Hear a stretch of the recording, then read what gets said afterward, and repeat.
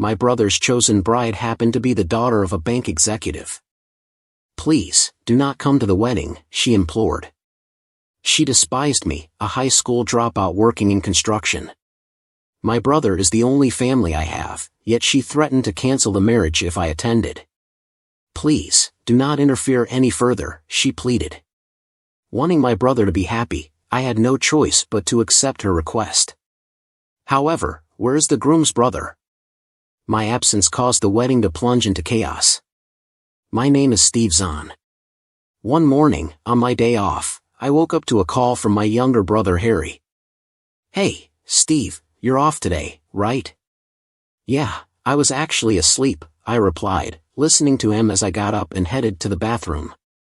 "I met someone I want to marry, and I'd like you to meet her," he said. I was taken aback and now completely wide awake. I was delighted to see my brother all grown up. Harry and I had always been there for each other. Our mother divorced when we were young, worked on her own, and provided for us. I barely remember anything about our father because he was rarely at home. I often looked after Harry, who was still in daycare while I was in middle school, in place of our mother, who came home late from work. "Sorry, then I have to go to work again." "Here's some dinner, heat it up and eat it with Harry," she would say. "Got it. I'll give him a bath first, though, he falls asleep in the middle of dinner these days." "All right, thank you, Steve." One day, our peaceful life was disrupted when our mother decided we would go to our grandparents' house. She left us in the care of our grandparents and never returned. Harry, who was still very young, felt lost without her mother and cried every night. During those times, I read in books, held his hand as we slept, and distracted him from his sorrows. "Where's Mom? Is she coming home today, Grandpa?" he asked. It always hurt to hear that, and I don't remember when I started saying I didn't know.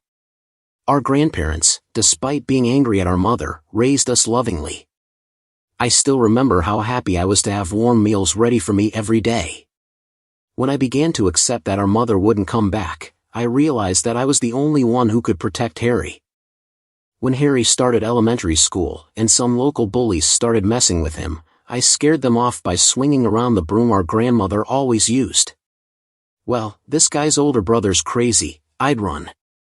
The reason I started thinking about learning boxing was because I had this compelling desire to become stronger to protect my little brother, Harry. In the end, there wasn't any boxing gym available in our rural hometown in Kansas. Instead, our grandpa took me fishing on his days off.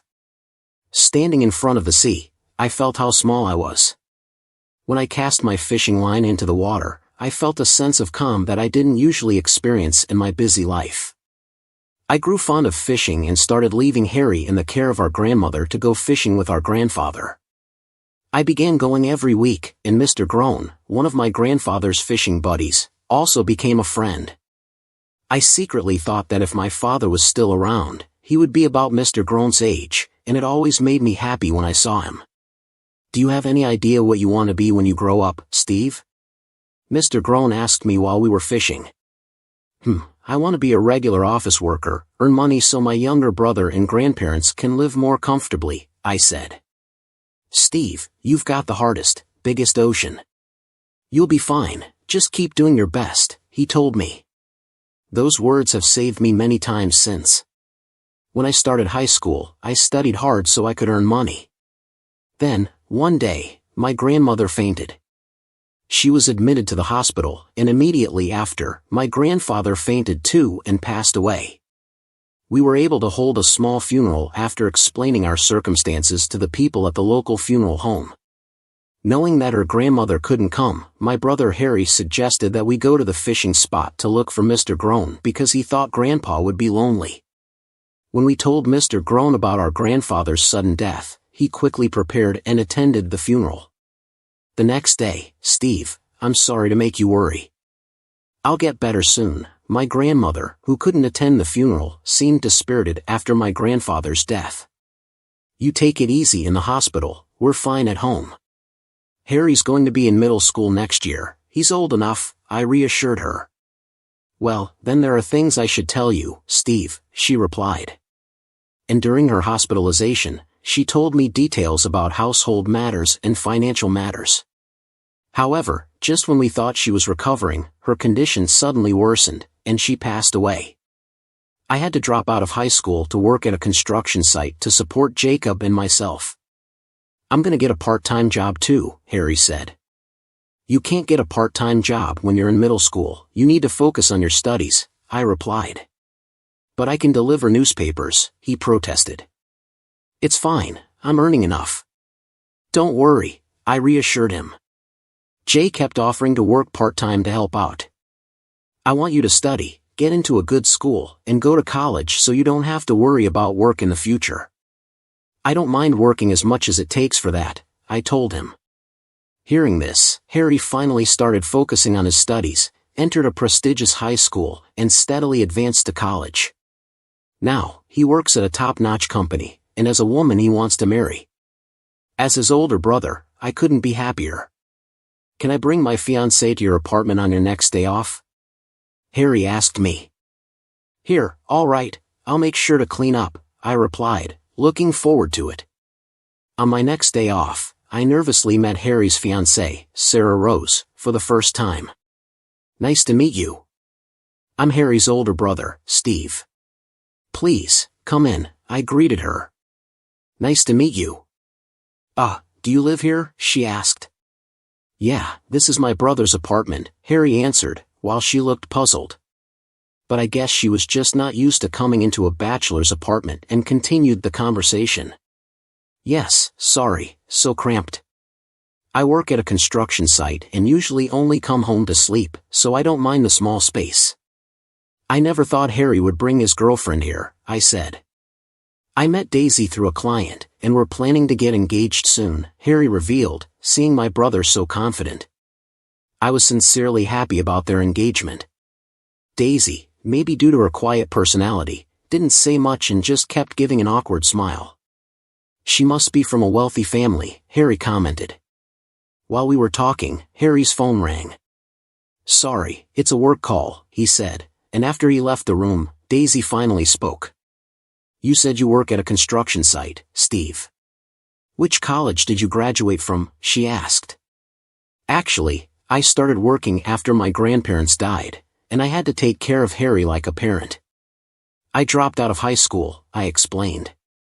So you didn't finish high school? She asked. Correct. Unlike Harry, I never liked studying much, and I've been doing the same job since then, I said. I didn't know that Harry's brother dropped out of high school, she said with an audible sigh of disappointment. I don't regret giving up on my education, even now. But having experienced the harsh reality of how society doesn't accept me as a high school dropout, I suddenly felt anxious about whether I might end up causing trouble for my brother, I admitted. I assumed, Steve, that you must have some prestigious profession since Harry is so accomplished, but it seems I was mistaken, she said. A prestigious profession? It's impossible to regain that now. All I ask is that you don't interfere with our happiness. I have no intention of doing that, I want Harry to be happy, I replied. As I said this, she slightly raised the corners of her mouth and gave a fake smile. I could tell she was forcing it. When Harry returned, she grew quiet again. I wondered if Harry knew about her behavior, but I didn't know how to communicate this to him. Steve, thanks for hanging out today, especially on your day off. I'm glad you were able to meet her, Harry said, radiating happiness.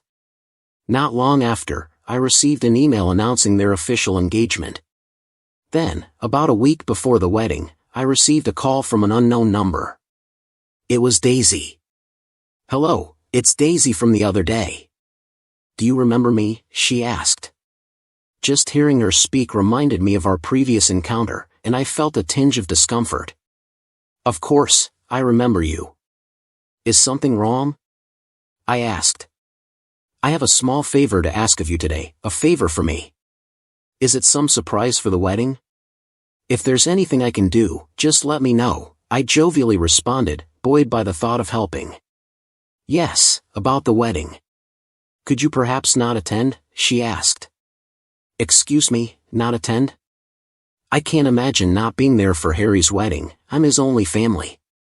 You may not be aware, but my father is a senior executive at a bank. It's frowned upon for him to attend a ceremony where the other party has no parents or relatives, so we thought we might hire some actors to attend. Actors?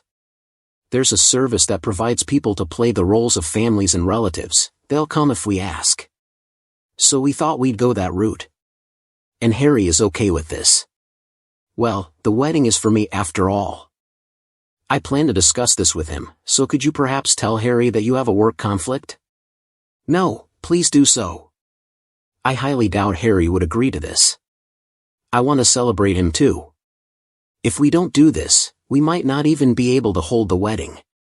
It was hard enough to get my father to approve of our marriage, so please don't interfere anymore. You're calling the brother of your future husband an interference? There was a pause on the other end of the line, followed by a small sigh. I just don't understand why you, with no education to boast of or any respectable job, feel entitled to attend. Frankly, it would be embarrassing for us. With that, she hung up. I was left stunned. For the first time, I felt ashamed of myself. Granted, I'm not someone impressive, being a high school dropout, and it seemed that even getting approval for their marriage was a struggle because of me. I didn't want to cause Harry any embarrassment. That was the one thing I wanted to avoid. So, I decided to call Harry. Hey, then it's referee to call, what's up? Actually, about the wedding, I've got a work commitment that day I cannot miss.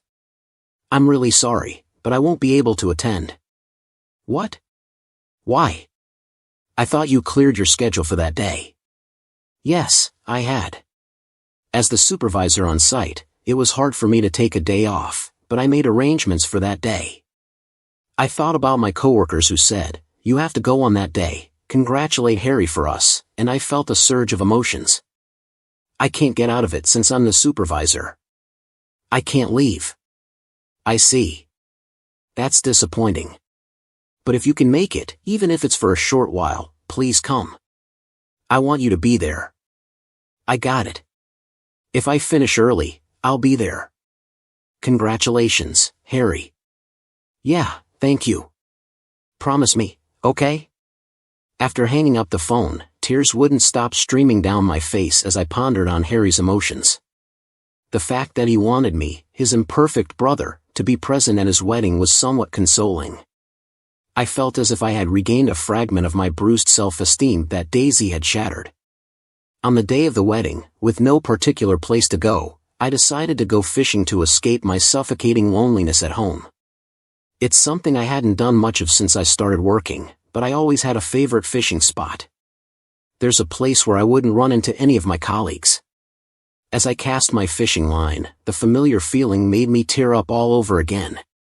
I was alone, and for a while, I wanted to cry freely. I wanted to release my feelings of frustration, loneliness, and pity for Harry into the ocean. After having a good cry, I suddenly sensed a presence. When I turned around, I recognized a figure standing with a fishing rod. Oh, Mr. Groan. I quickly wiped my tears with my sleeve and turned around again. Mr. Groan was wearing a nostalgic smile. Steve, it's been a while since you've come here. What makes you look so sad? You're observant as ever. Embarrassed that he'd see me crying, I told Mr. Groan everything about why I couldn't attend the wedding, laughing and crying as I did so. If anyone could soothe my turbulent heart, it would be Mr. Groan. I had such a hunch. That's harsh, Steve. You're an admirable man with no reason to feel ashamed. I know that better than anyone else. To help make him cry, hey, Steve, do you think this is the place to be crying? But if I show up, will I interfere with Harry's happiness? Do you think your brother will truly be happy if his big brother doesn't come to his once-in-a-lifetime wedding? Well, I remembered what Harry told me. He said he wanted me to come, even if I was late. You should go. Come on, get going. Thanks, Mr. Groan.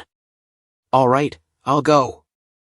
I hurried home to get ready for my beloved brother. Each word of Mr. Groan's pushed me forward.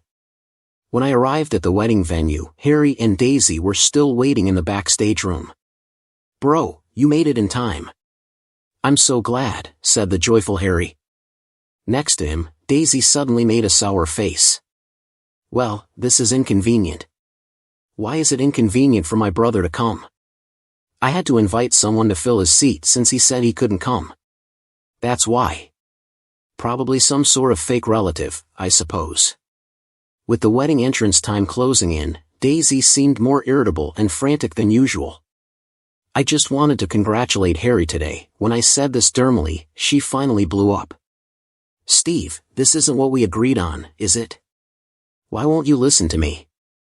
We're running out of time. That's because I'm Harry's brother, and with brotherly love, I'm so tired of it.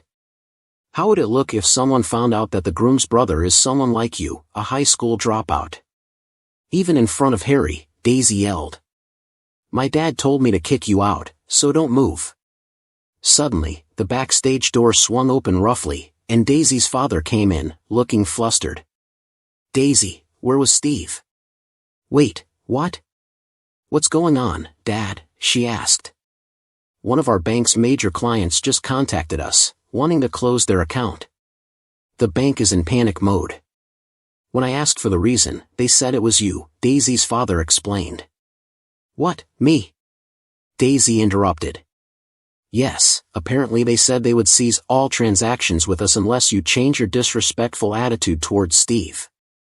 They suspect it's a matter of dignity, Daisy's father explained. Daisy glared at me sharply. Steve, did you do something like spreading rumors to damage my reputation on social media or something? She asked. I have no idea what you're talking about. I don't understand how my name came up in this, I replied, completely clueless about the situation. Daisy's attitude, breaking the agreement. You mean the reason you suddenly couldn't come was because Daisy arranged it? Harry asked, suspicion creeping into his voice. That's a terrible thing to say. Daisy began, probably searching for an excuse. I cut off whatever she was going to say. I made up my mind not to come because she called me a disgrace, but I realized I was wrong and rushed over, I admitted. Hang on, Steve, Harry was stunned. Daisy, did you tell my brother he's a disgrace? Because. Daisy stammered, struggling to find her words. Ignoring her flustered state, Harry spoke in a stern voice. Thanks to Steve, I managed to get through college. I can't thank him enough. I'm sorry, I'm truly sorry. It's okay, Harry. You don't need to apologize to me, I comforted him. Then Harry glared at Daisy. Daisy, we're gonna have to call off this wedding.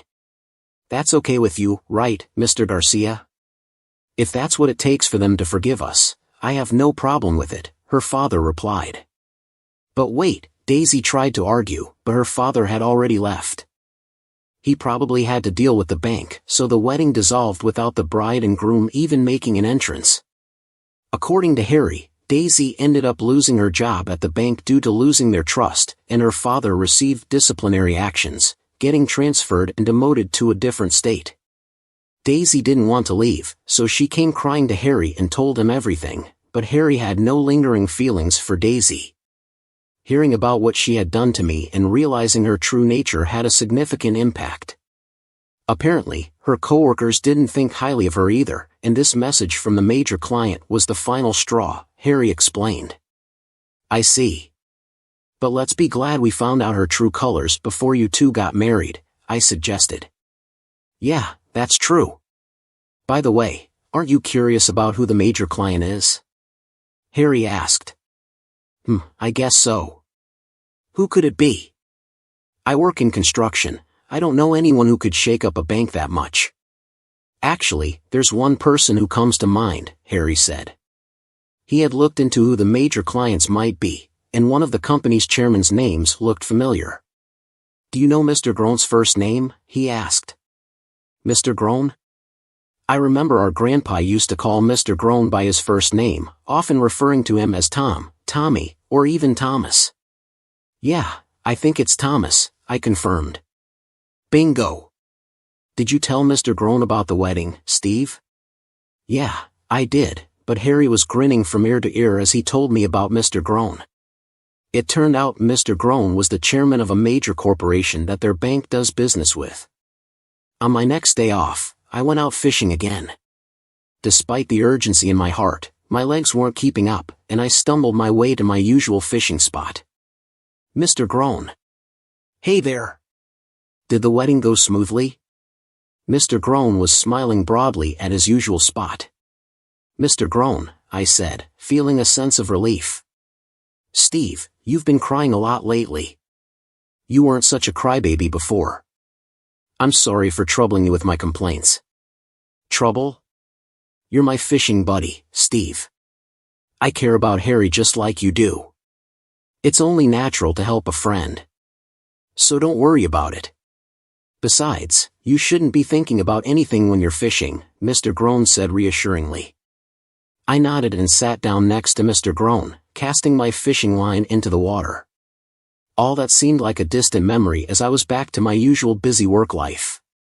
Well, it's not exactly the same as before. There were changes happening around me, Mr. Zahn said. I made too much of this. Would you like some? My typical fast food lunch had recently turned more interesting. That's because the new secretary has been finding reasons to bring me homemade lunches, he explained. She was Mr. Groan's granddaughter, and I vaguely remembered her mentioning that she had been the little girl Mr. Groan brought along when he used to come fishing with us. You were my first crush, and I could never forget. I can't believe you just remembered me, she pouted as she said this, but the next moment, she was smiling. I had grown fond of her lily disposition, and now she had become someone important to me. I told Harry I had a girlfriend via email, and that same night, I received a call from him after a long time. Introduce me to your girlfriend, bro. I'll bring my girlfriend too. Apparently, Harry had a new girlfriend too.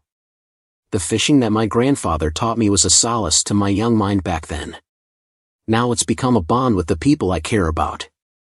It's a lovely day today according to the weather forecast. Looks like we're in for a few days of clear skies. I plan to invite my girl on a fishing date with me this weekend. Wait a minute. You? I saw a familiar-looking gorgeous doctor calling out to me, but now was no time for small talk. First is the pregnant woman. She turned to leave, her face displaying regret at what I had said. Things suddenly changed the following day. Our mystery-solving adventure, which began with a small wager more than 20 years ago, linked to someone's unbelievable ideas. Okay, let's settle this. My name is Richard, and I'm just an average 38-year-old man. I refer to myself as ordinary because I think I'm just a regular person leading an ordinary life. There's nothing exceptional about me. I am that. At the age of 18, I traveled overseas on my own. I questioned whether leading a typical life, completing high school, attending college, and landing a job would actually bring me true happiness. My academic performance was lacking. Nonetheless, I was fluent in both Japanese and English because my mother was Japanese and my father was a former military officer.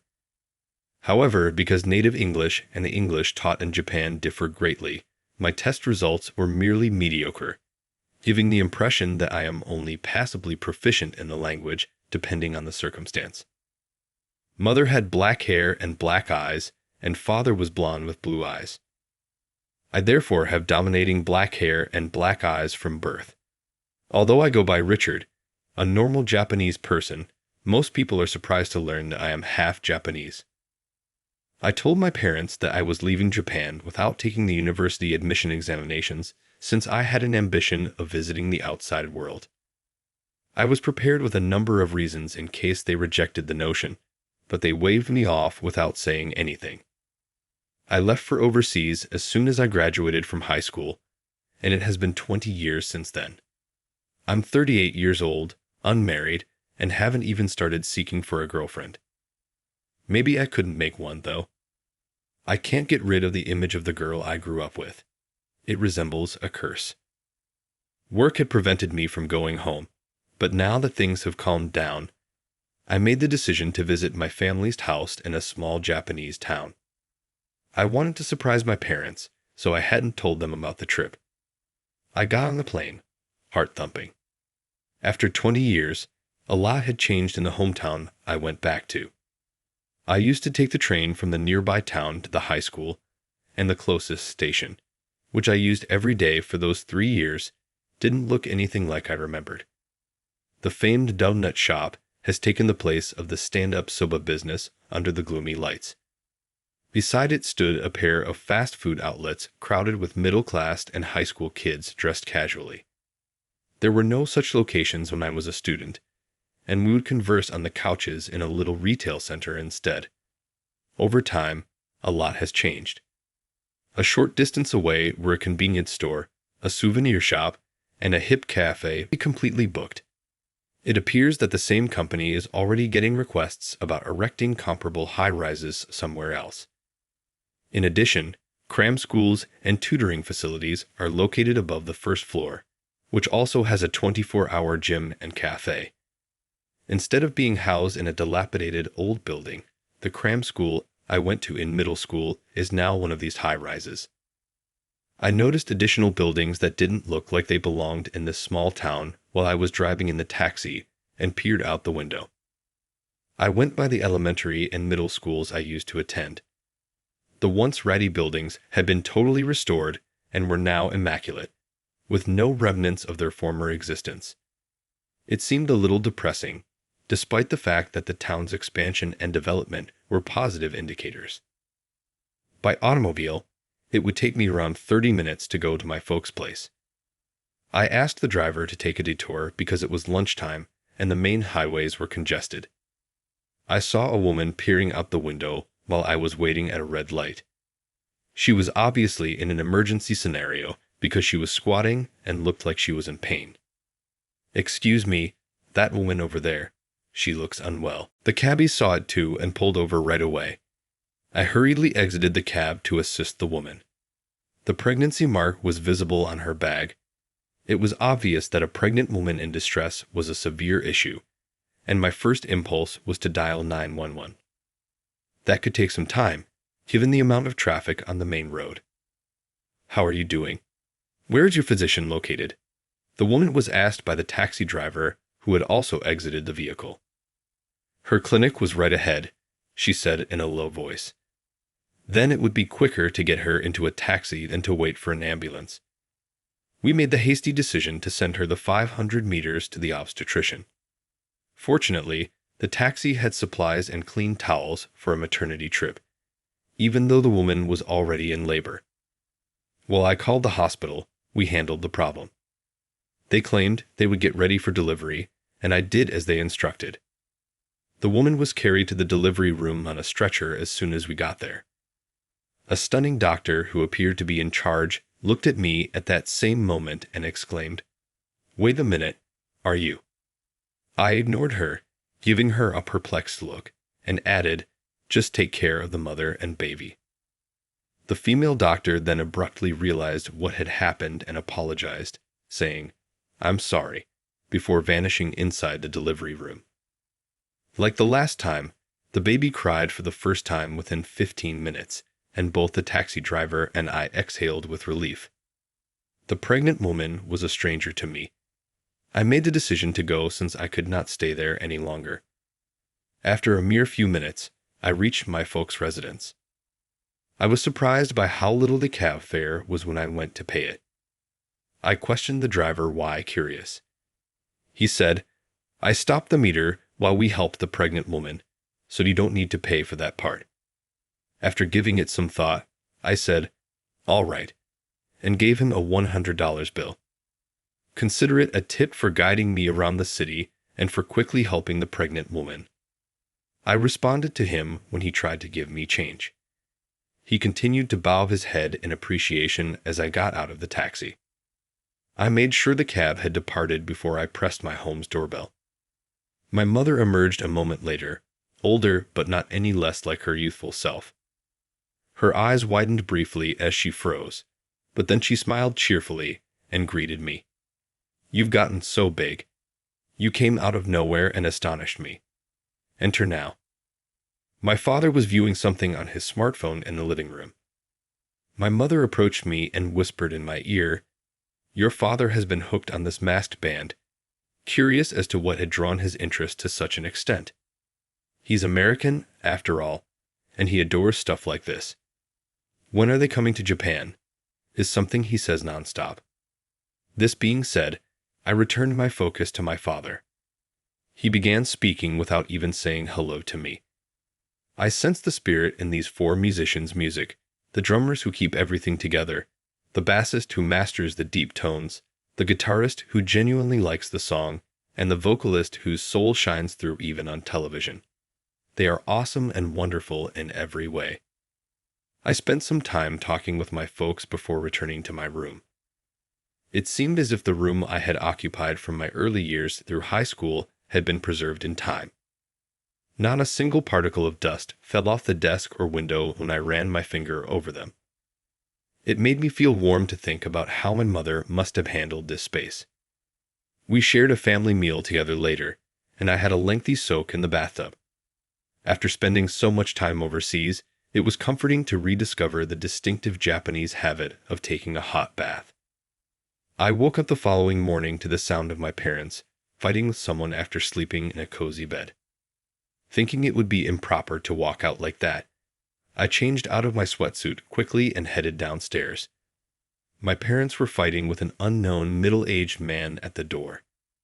His eyes went wide with rage when he saw me, and he said, "Is that you, you scoundrel? You fooling my daughter, how dare you? I will not pardon you. You're going to own up to this. Please settle down. It's unbelievable that our son would act in this manner. In addition, he was only back 2 days ago. My mother attempted to reason with the man, but he was too angry to listen. To be honest, I had no idea what he was about. I deduced from his remarks that he believed I had gotten into some sort of problem with a woman. But I hadn't been talking to any women. My mother was the only female contact on my personal phone. As I wondered what this could be about, I discovered that the man was the father of the woman I had brought to the hospital yesterday because she was pregnant. Somehow, he had come here in a rage, thinking that I was the ex-boyfriend of his daughter. Given that I had only returned to Japan yesterday, it was understandable that my mother would deny it without needing to speak with me. Although I don't believe the hospital would have disclosed my information in violation of confidentiality, I do remember one thing.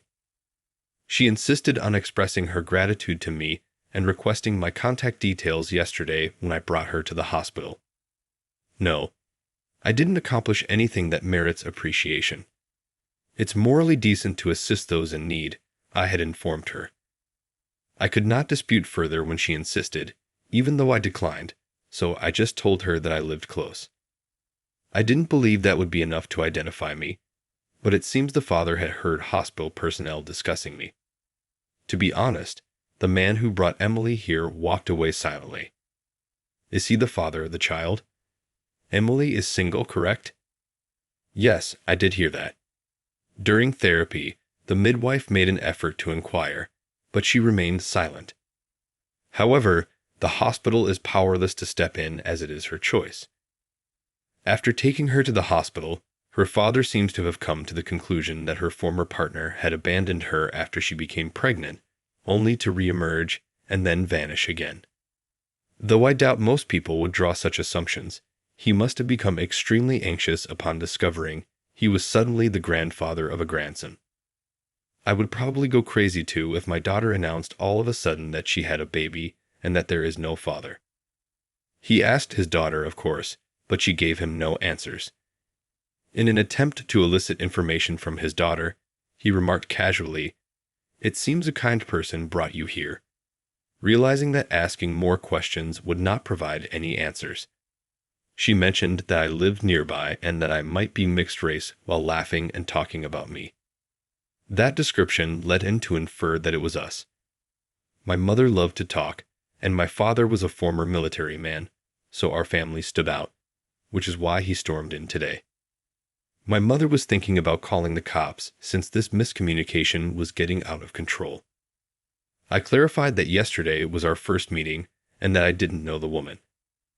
I just returned from overseas yesterday, so I really don't care to hear justifications. My dear daughter Emily, how did it get to be like this?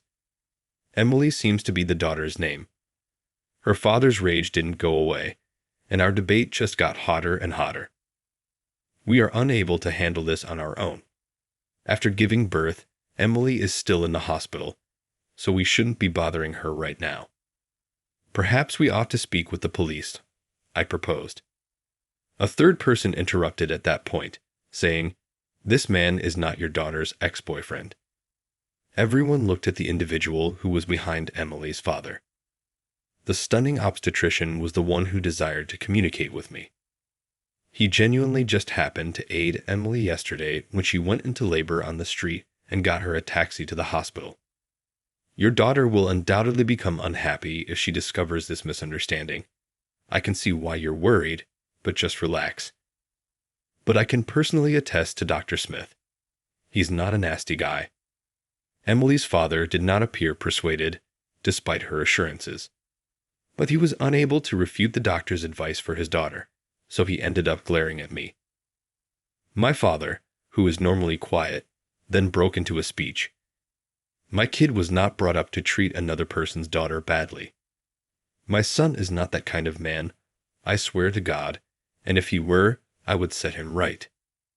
Despite being in his late 60s, my father's presence was commanding because of his military experience. Even I, his son, gasped for air and could not speak.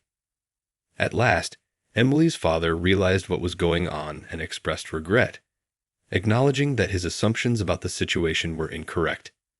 My mom gave me a look. She must want me to make the final decision regarding this person. Misunderstandings happen, I sighed. Kindly try to remain composed and consider your options the next time. Then Emily's father turned red in the face, murmured, "I'm sorry," and turned to go. Then Dr. Smith asked me whether I truly could forgive him. My parents appeared to be concerned about the same things as her, but I shrugged and said, "I had a lot of miscommunications and failures when I was younger." He must adore his kid above everything else, or else he wouldn't have behaved so brazenly, don't you think? You're right, my father responded with a gentle sigh. I won't say anything further if that's how you feel. Do you think that's okay, honey? And went back to the sofa in the main room. With a startled expression, my mother turned to face the physician and asked him what was wrong. I observed my mother ask, "Are you Sarah?"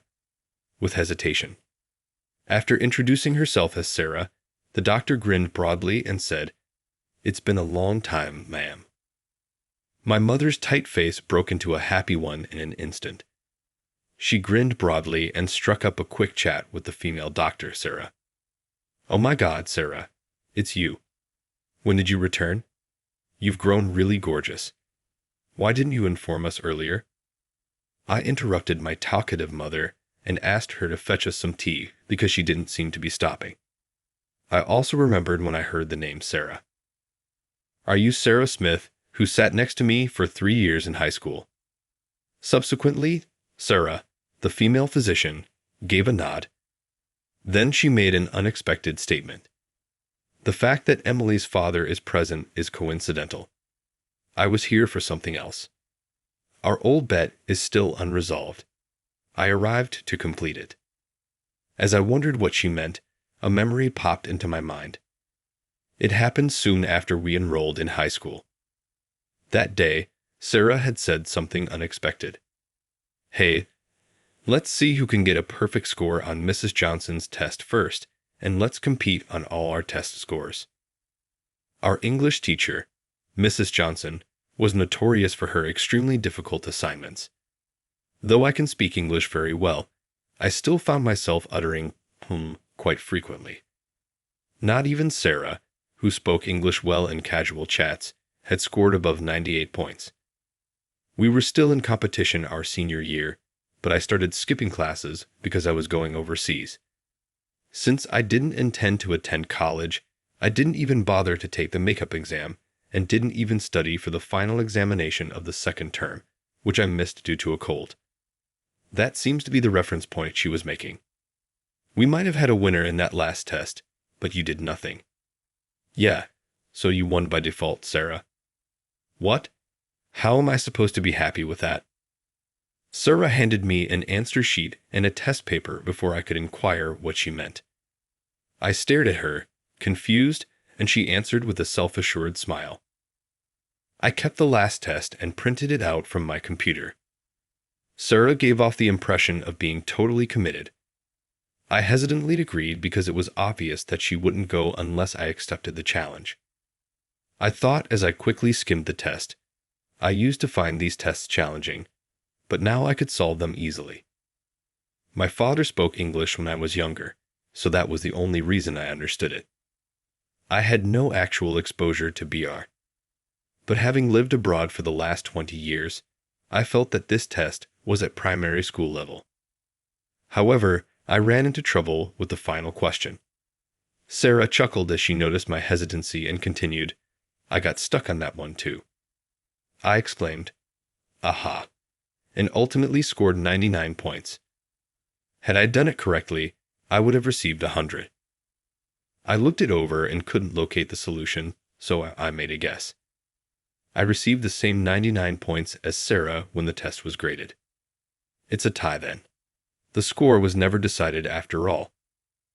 I saw her phone vibrating in her pocket while she was saying that. Sarah went after savoring the tea and pastries my mother had made, saying it seemed the hospital was calling. My mom regretted her decision as she saw her leave. I asked, figuring she could know something about Sarah. Sarah apparently enrolled in a prestigious medical school in Japan following her high school graduation. My mother, who often saw a family doctor in a nearby town, was unaware that Sarah had taken over the hospital's management from her father, who had founded it. Sarah took over her father's hospital and is now the director. That astonished me to hear. She had only returned a week ago from the neighbors. I was astounded by how my mother, who has a large social circle, had learned so much in just 1 hour. More than anything, though, Sarah really got to me. Yes, she was a doctor now. It wasn't shocking because she received the best scores, but it got me thinking about how our paths were different. But that question continued to worry me. This explanation doesn't sit well with me, even if it is the proper one. Why did Mrs. Johnson think this was accurate? My mom cocked her head, perplexed. I searched for the truth, but I was unable to discover it. I forced it from my head, realizing that thinking about it any longer would be pointless. The days that followed went by without incident until 2 days before I left to go back overseas. We had a guest in the evening, and as I opened the door, I saw Emily with her infant. "I appreciate your assistance the other day." I apologized profusely. "My father also created a great deal of trouble," she stated. Her father stood behind her, visibly uncomfortable. "It's all right." "That doesn't concern me," I answered. Emily looked relieved when I told her that. So did her father. As a thank you, they had brought cakes from a well-known bakery in the area. I took the cakes since I didn't want to be impolite if I didn't accept, and they gave me several bows before they left. My mother cheerfully poured tea and put the cakes on plates after I told her about this. My parents loved sweets. We chose to savor the cakes since they were given to us as an apology. I smiled at the delicious taste that was generated by the tangy strawberries and thick cream. My father, who had a sweet tooth, started talking as soon as he finished his cake. "This cake has soul, I can tell. It's very tasty." I realized right then and quickly went upstairs to my room. Why did Kathy cry here? Was the last question I had overlooked, and I read it again. The long passage's final question was simple, and choice 2 should have been the correct response. It was also Sarah's instinctive choice, and she was ultimately mistaken. Although it looked like something that could be predicted, no one had been able to provide the necessary justification for the answer. I made the decision to reread the English text with great care and attention, losing myself in the characters' feelings. Just as I was doing this, I grasped the answer and started to run. I went to Sarah's medical facility. I wasn't sure whether I could see her because she might be preoccupied with deliveries, but luckily, she was taking a break and sipping coffee in the courtyard. Sarah looked at me and widened her eyes. What's not right? Why do you feel the need to rush? I figured out the answer to that question, I said. Surprised, Sarah leaned forward. Not at all. We were given the answer by Mrs. Johnson, but not the explanation. I started off slowly, answering the odd question. The remaining questions could be answered using common sense, and the story itself was commonplace. However, I recalled something. It's evident from reading the text that Kathy was inspired by a well-known individual. This individual had a reputation for declaring, "Life has no answers. Only forward motion exists. After that, solutions arise." Thus, I inferred from the phrases that came before. Why did Kathy cry? Was it her sadness from breaking up with her fiancé? Were the tears brought on by sadness? No. What if this well-known individual served as her model? As if realizing something herself, Sarah whispered, "No way." Then Sarah heard a nurse's call. Sarah had to go out right away since a woman was in labor and was moving quickly. "Let's meet at that place and check the answer." Sarah responded, "This time we'll settle the score." And then she ran off with a smile as bright as the sun. I came on the morning of my flight. I was going to head out of town after lunch because the flight was in the evening. Sarah arrived at the prearranged location. She had the morning free and had arranged for another OB/GYN to cover for her. Sarah was holding her phone when I went to see our previous mentor, Mrs. Johnson, and she promised to come back right away if something unexpected happened. But the nameplate on the door in front of me said Kenneth. Since we had been in her care, Sarah and I were both aware of Mrs. Johnson's residence. We were astonished to see the individual who answered the doorbell when we rang it. It was Emily, the previous pregnant woman, who came out, not Mrs. Johnson. After we brought up Mrs. Johnson, Emily, who had been taken aback by our presence, quickly realized and extended an invitation for us to come into the living room. It was discovered that Mrs. Johnson was residing in a care facility due to her dementia. Her granddaughter was Emily. My dad and I are forgotten by Grandma. She hasn't even remembered that she got married and changed her last name. Emily added, "I've heard some stuff about you too." I have two unforgettable students, Emily added, pulling out a letter while I was wondering what was going on. They had a covered competition to see who could finish my test with a perfect score first. Those are the first words of this letter. Sarah and I held our breath as we realized she was referring to us. Emily read on slowly. There is no solution to this question because it was practically written for the two of them. That's the response. I think Richard and Sarah will come here and discover the truth. The letter concludes here. Emily passed the letter to us. There was a pause before Sarah said, "Kathy didn't cry because she was sad. She sobbed, first from optimism that she would be able to go on, and then from frustration at herself for not having an answer. The options didn't contain the solution. The solution was to not exist." I had come to the same conclusion, so I nodded. After expressing our gratitude to Emily, we strolled to the station while chatting. "How did you realize the trick?" with Sarah asking. Although I was initially perplexed as well, my father's use of the term soul helped me to understand. I always thought there was something strange about the words as I read it. The way the story was written made it uncomfortable even for an English language expert, as if it were pointing us in the direction of something. It dawned on me that Mrs. Johnson desired for us to witness the girl's soul. She was modeled after a well-known figure, and I deduced the solution from his well-known quotation. It resembles Mrs. Johnson a lot. She had always been a fan of French writers, and this well-known individual was one as well. Sarah gave a slow nod, then appeared perplexed. "By the way, your father always talked about soul and spirit, didn't he? He is a romantic indeed. I suppose I got that from him." Then I understood another ruse. That concludes the matter. Despite having served in the military, my father had many contacts, including French writers. Furthermore, I was aware of his discreet acquaintance with Mrs. Johnson. I recognized Mrs. Johnson's residence because of this link, and my father was the only one who was aware of my other side. It's possible that my father spoke with Mrs. Johnson. Mrs. Johnson made up this question because she was aware of my dreams. No, it makes sense. She was probably more familiar with my heart than I was. It felt at last like the puzzle pieces were coming together for me. As an artist, I am currently touring the globe. I told my father that I wanted to be a soulful musician before I departed for my foreign trip. Mrs. Johnson's acquaintance with my father undoubtedly informed her of this. She wanted to use the test to let me know how he felt. She intended to give me encouragement in 2 ways. Answers come later. The force to move on is all that is needed.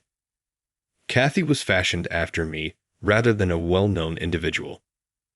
I remembered how much Mrs. Johnson, who was usually quiet and mysterious, loved Sarah and me. We had reached the station, but Sarah seemed perplexed as I muttered something to myself. Hey, I'm not sure I get it. By your heart, you indicate that Kathy was fashioned like you. What does it mean? What topic are you discussing?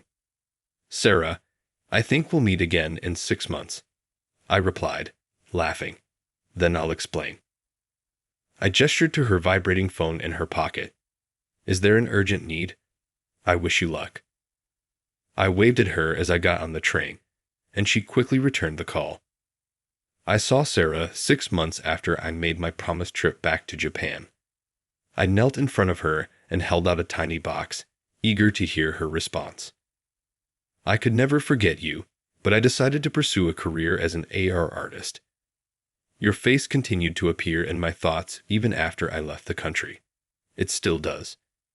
You had grown so gorgeous that at first I didn't even realize who you were. How can we achieve our dreams together? Do we have to part with one? No. Answers will arrive later. Will you date me with an eye toward marriage, Sarah? Sarah accepted the silver ring, her face contorting into a smile as tears filled her eyes. You mean you managed to fulfill both of your dreams? Picking between being with me and living out your dream. Both. Really? You and Mrs. Johnson are such circle jerks. Indeed, I will. Mrs. Johnson must have known that, like my father, I harbored love feelings for Sarah. She gave me support for the English exam. She wanted to assist her troublesome students, even though she was unable to immediately intervene. Mrs. Johnson was that kind of lady. People in the vicinity cheered and applauded us after my public proposal.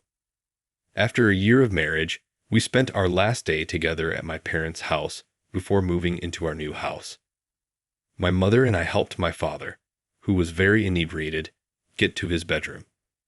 We went into his room, and I was taken aback. These are images of the artist wearing a mask. Every singer combined. Was Dad really that fond of them? With grace, my mother chuckled. Soul music has always appealed to your father. He claims to have a strong spiritual connection to those songs. My father said, I love that vocalist more than anyone in the world, as we were laying him to sleep. He is, after all, my pride and delight.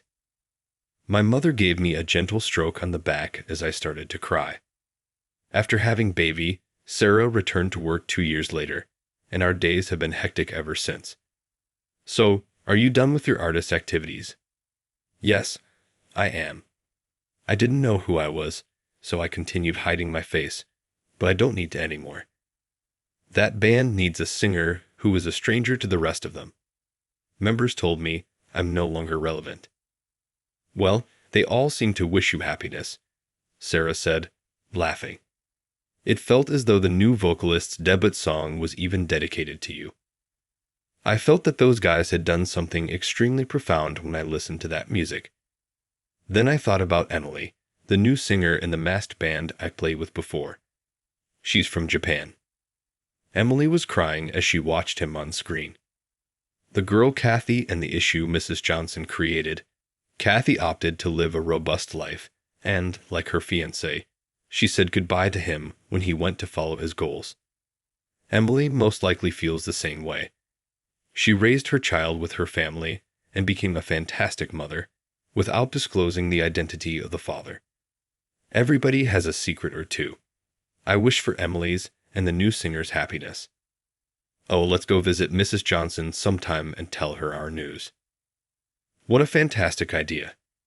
Even though she may not recall us, we will still be chatting over tea like old friends. We talked about such insignificant topics, and I relished the delight I had at last held in my own hands.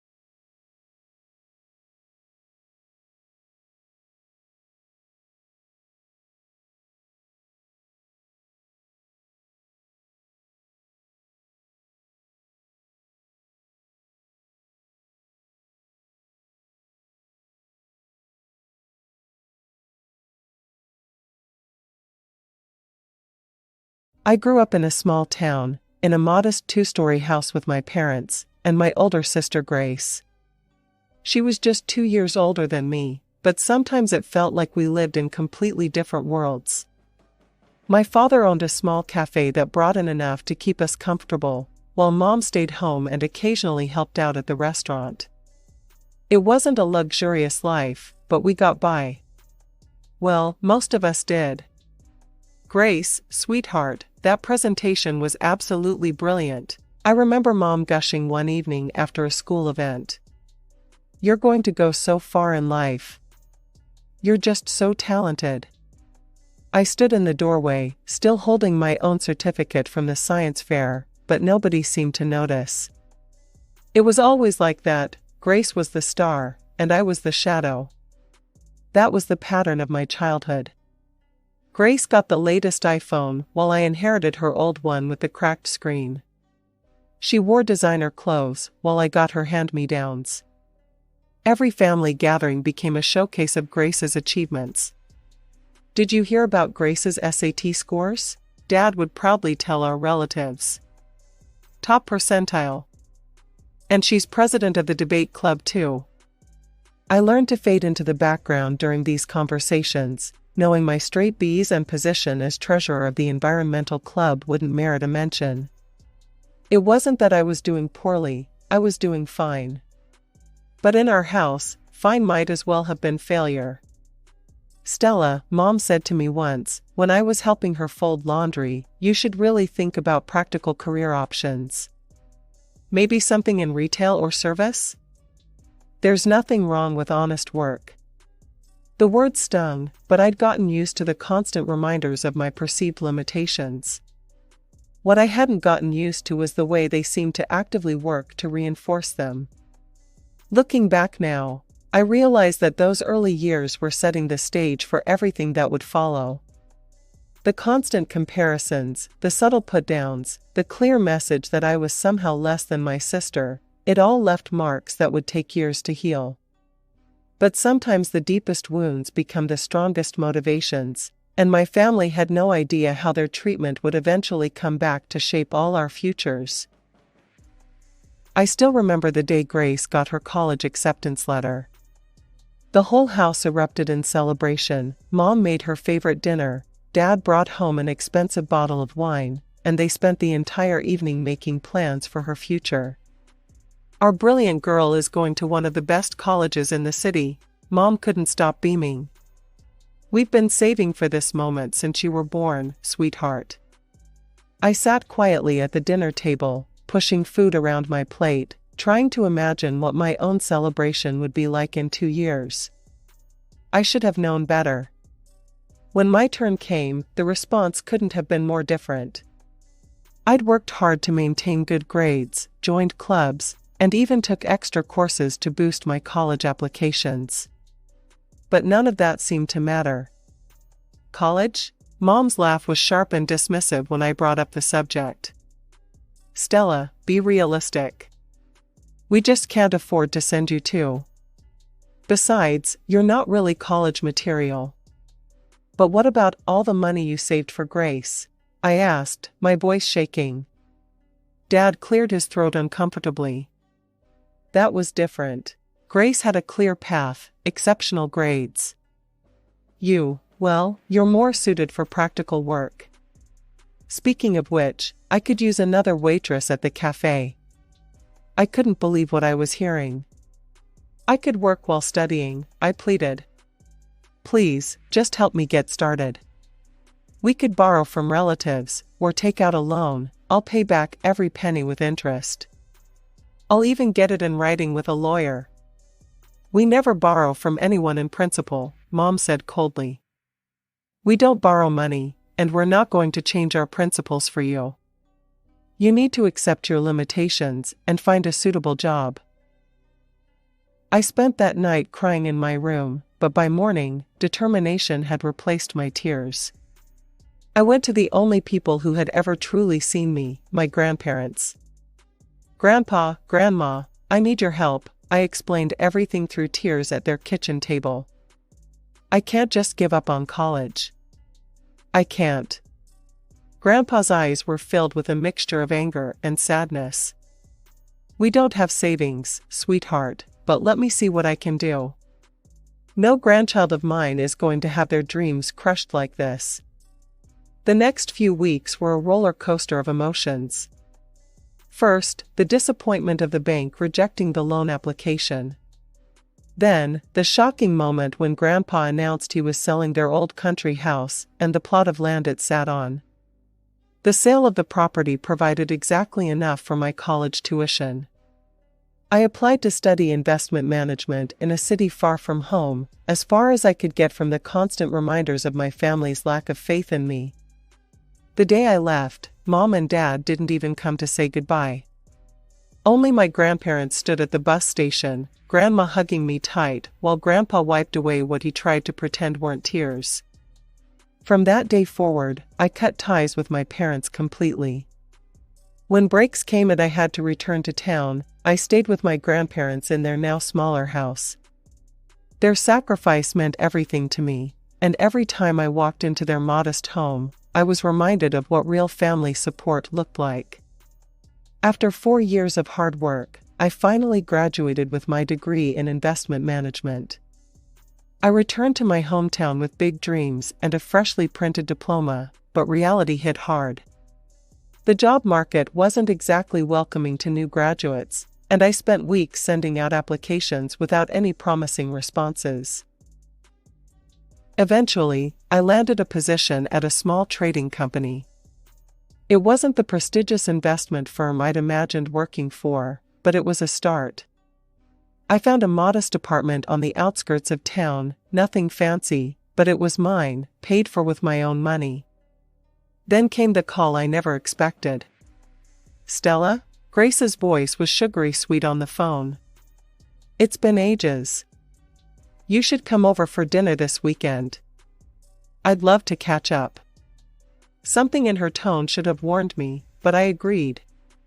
Maybe time had changed things. Maybe we could finally have a real relationship as adults.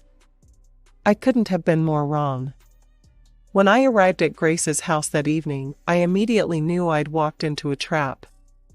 My parents were already there, along with Grace's boyfriend, a slick-looking guy in an expensive suit who barely acknowledged my existence.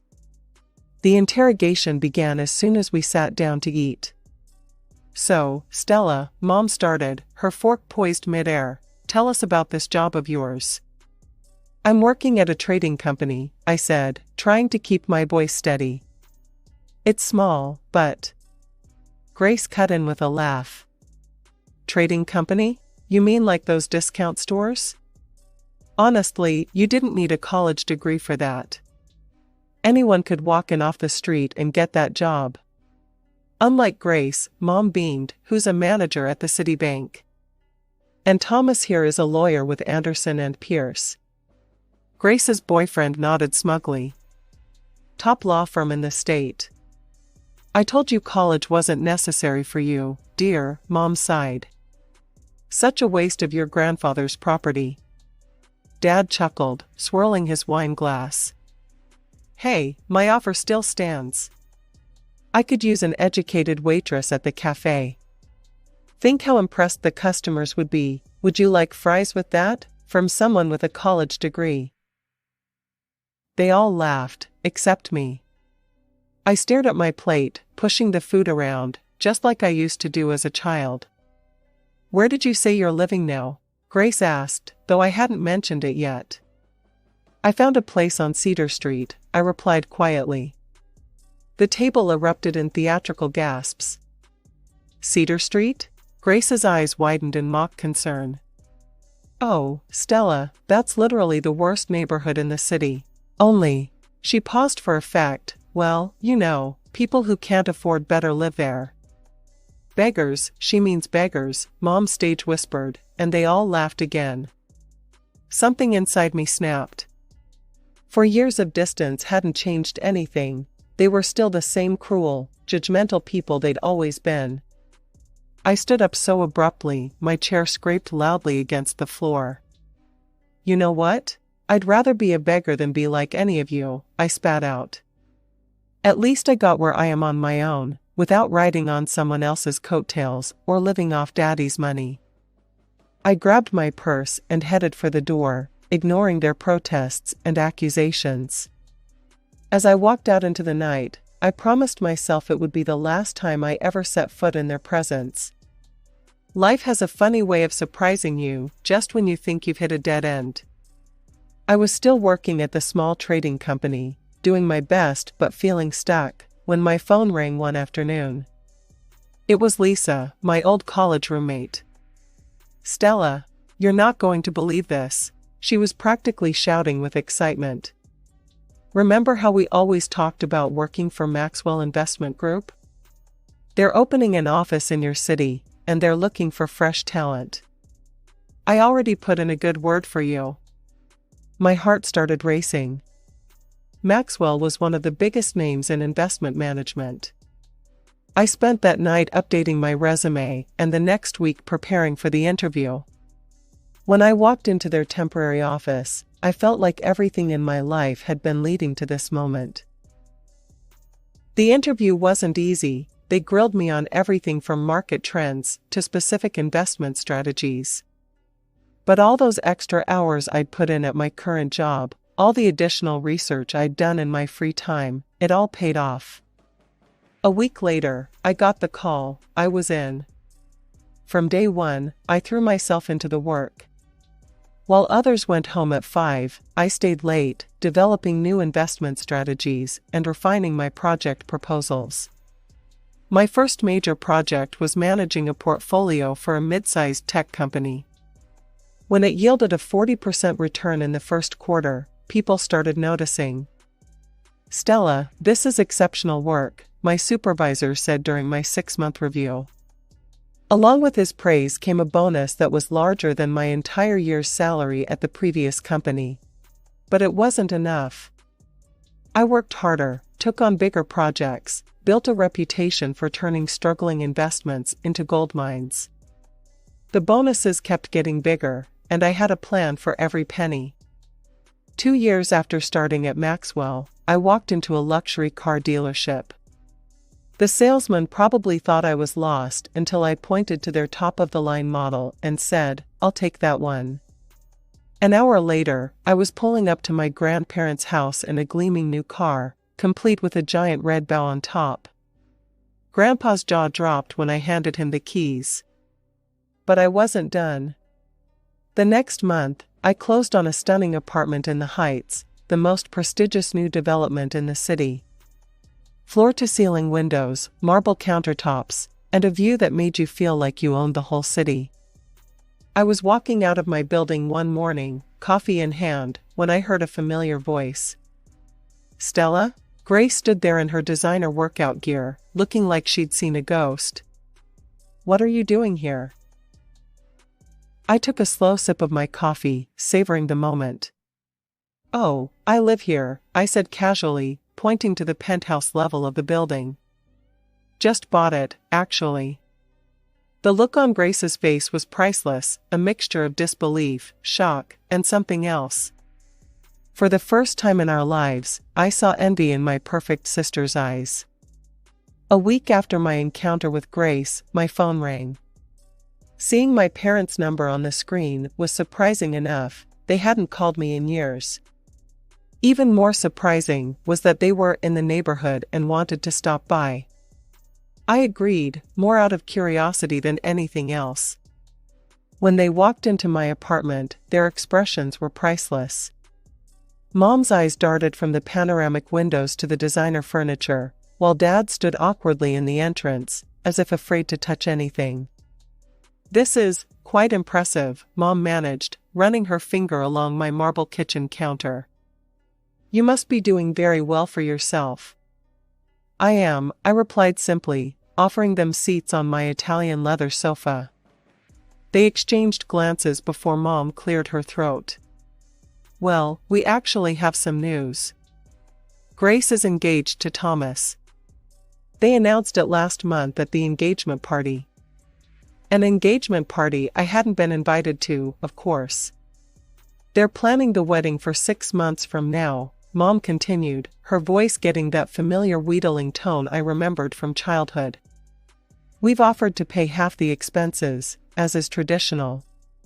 Dad shifted uncomfortably. But it seems the total budget is, well, it's $300,000. I nearly choked on my water.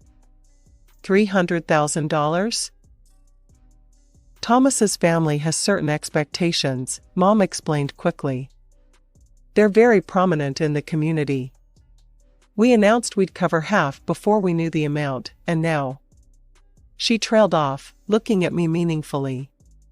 Now you need $150,000, I finished for her. Exactly, Mom brightened. And since you're doing so well, living in this beautiful apartment, working at such a prestigious firm. You want me to give you the money, I said flatly. Loan, Dad interjected. We're asking for a loan. We'll pay you back, of course. We'll even get it notarized. We know it's a lot, Mom said quickly, but we can't back out now.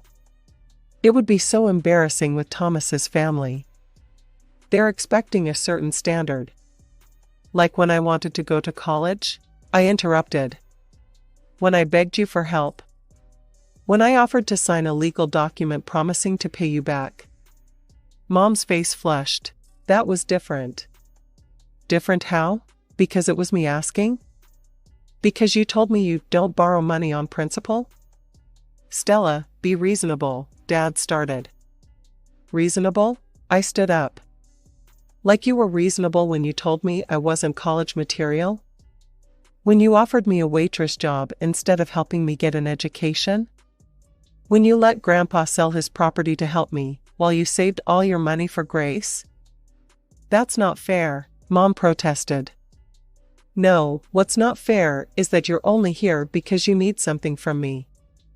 You didn't invite me to the engagement party, you haven't spoken to me in years, and now you want $150,000? I walked to the door and opened it. I don't loan money on principle. I believe that's a family tradition, isn't it? Mom's face turned red with anger. How dare you throw our words back at us? After everything we've done for you. Everything you've done for me? I laughed bitterly. Please leave, now. They stormed out, Mom muttering about ingratitude and Dad avoiding eye contact. As I closed the door behind them, I felt a weight lift from my shoulders. For the first time in my life, I'd stood up to them on my own terms, in my own home, from a position of strength. My phone rang again the next day. This time it was Grace. What is wrong with you? She didn't even bother with a hello.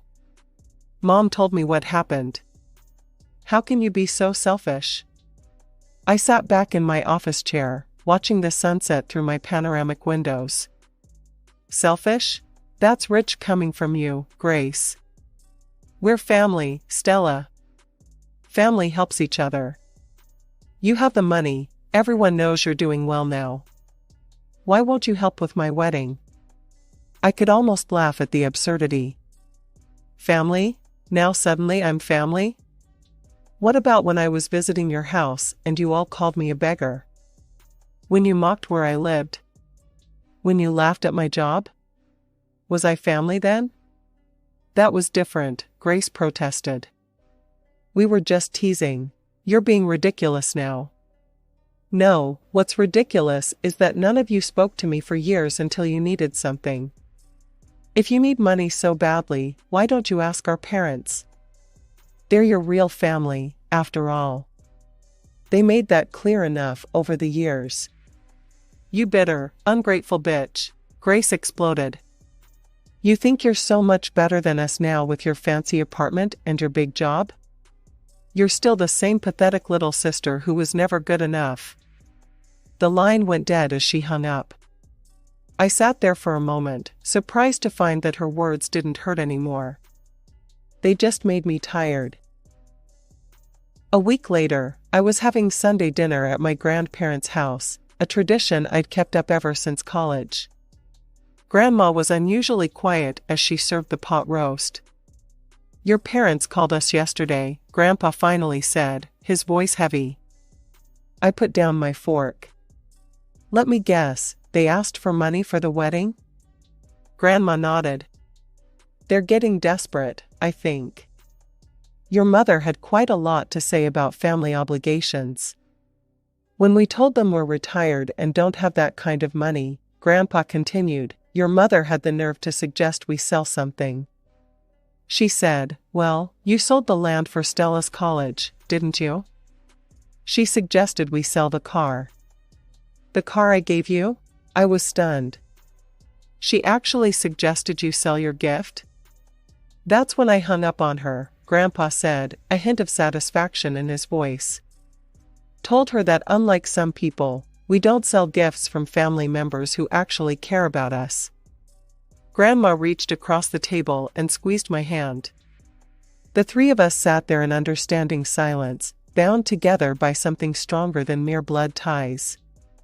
Word travels fast in a small town, and my parents made sure it traveled even faster. Within weeks, their version of events had spread through our entire extended family and social circle.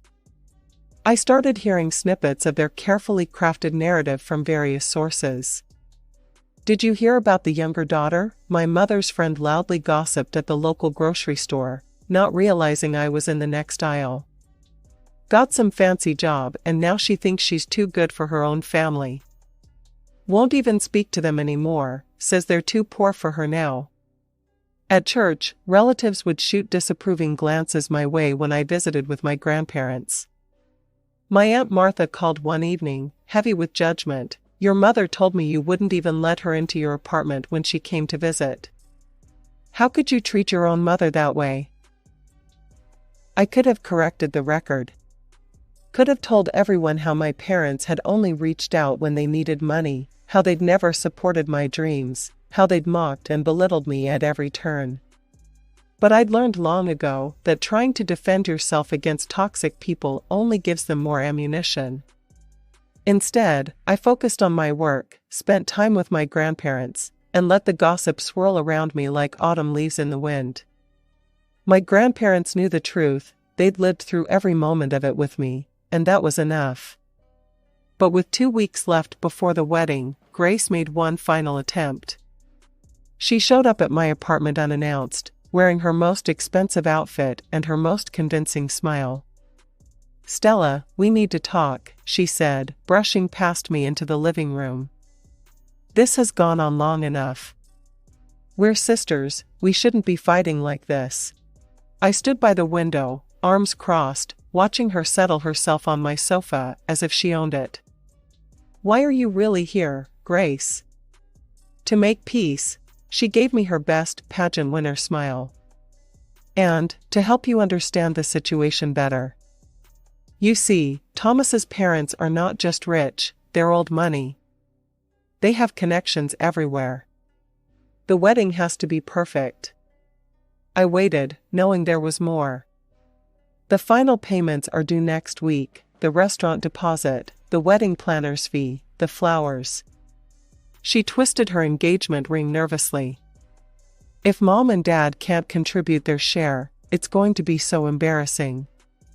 Thomas's parents will find out they couldn't afford it.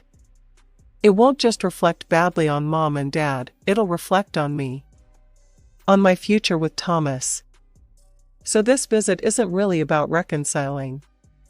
It's about the money. No. Well, yes, but... She stood up and walked over to me, placing her hand on my arm.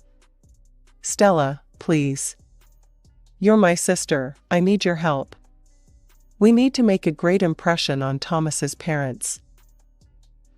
I gently removed her hand, walked to the door, and opened it. I don't care about impressing Thomas's parents. I don't care about your perfect wedding. And I definitely don't care what any of you think anymore. You're making a huge mistake, she said, her voice trembling with anger. You'll regret this. I smiled, feeling genuinely at peace. No, Grace. For the first time in my life, I'm absolutely certain I won't. A few days after Grace's visit, my phone lit up with a text from Sarah, her college friend who'd always been kind to me. She thought I should know what had happened at the country club the previous evening. "Your parents finally had to come clean to Thomas's family," she wrote. They couldn't dodge the wedding planner's calls anymore. It was apparently quite a scene. I could picture it clearly, the elegant country club dining room, Thomas's wealthy parents in their designer clothes, the moment my parents had to admit they couldn't afford their share of the wedding expenses. According to Sarah, Thomas's mother had practically turned purple with rage. The carefully planned fairy tale wedding began to unravel. The honeymoon suite in the Maldives, cancelled. The vintage champagne order, scaled back. The designer flower arrangements, simplified. Thomas's parents eventually agreed to cover all the expenses themselves, but the damage was done. The wedding did go forward, though scaled down from its original grandeur. I wasn't invited, of course, but I didn't expect to be. My grandparents received an invitation but declined to attend, sending a polite note about prior commitments. We spent that Saturday together instead, having a picnic in their backyard, steadfastly avoiding any mention of the event taking place across town. A week later, the wedding photos appeared on social media. I found myself scrolling through them one evening, wine glass in hand, studying the faces in each carefully staged shot. There was Grace in her designer gown. Thomas looked stiff and formal, his family arranged around him like expensive statues. And my parents, they were easy to spot in their new outfits, probably bought on credit, trying so hard to look like they belonged in this world of old money and country club memberships. But their smiles were strained, their poses awkward. Thomas's parents appeared in only a few photos, their expressions ranging from barely concealed disdain to outright displeasure. In one particularly telling shot, his mother was caught looking at my parents with the kind of expression usually reserved for something unpleasant found on the bottom of one's shoe. Sarah texted me updates occasionally in the weeks that followed. Grace and Thomas moved into a house his parents had bought them as a wedding gift. My parents rarely visited, apparently, they weren't quite what Thomas's family had envisioned for Sunday dinners. I haven't spoken to my parents or Grace since before the wedding. I doubt I ever will again. But sitting here in my apartment, watching the sunset paint the city sky in shades of gold, I finally feel at peace with that fact. Some bridges, once burned, should stay ashes. I have a favor to ask. With a serious look, Kyle shared some shocking news. Despite our shock, he stood firm, leaving us stunned. 5 months later, tragedy struck as my brother died from stomach cancer, a result of constant stress and overwork. It was a harsh truth to face. Despite his commitment to saving others, he had neglected his own health. He had started to see signs and went through tough tests that confirmed his illness.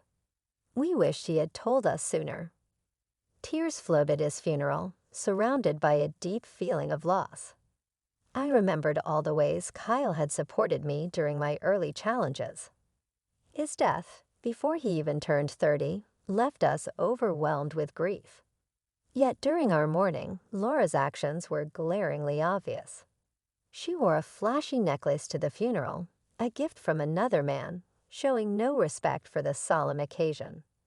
Her insensitive behavior was unbearable. Overcome with anger, I confronted her. "Why are you wearing that?" I asked, my voice shaking. "Don't you realize how much my brother cared for you?" Laura just smiled, seemingly untouched by the seriousness of the situation. "I know," she replied carelessly. "It's just how the world works. If you're so unhappy, why did you marry me?" Her harsh words really hurt, and I had to hold back my anger in front of my brother, our parents, and the others. It was clear that Laura didn't care about my brother's memory, as all of her selfish behavior and her careless talk about their marriage and waiting for her inheritance made me furious.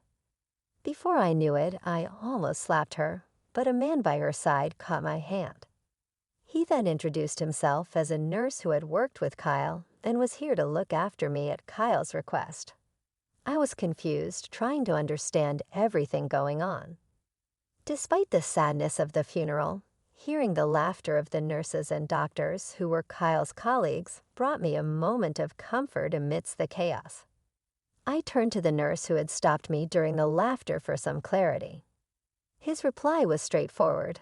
Did the doctor leave any inheritance behind? Your family should know. His words hit home. I knew very well that my brother hadn't left any inheritance, but Laura, not knowing this, became hysterical. She started accusing us of plotting against her to take the money for ourselves. She was sure she would soon get a large sum of money. As Laura's accusations grew louder, the nurse's amusement turned into full laughter. Seeing things getting out of hand, my dad stepped in, calm but assertive. "Do you really not know?" he asked her.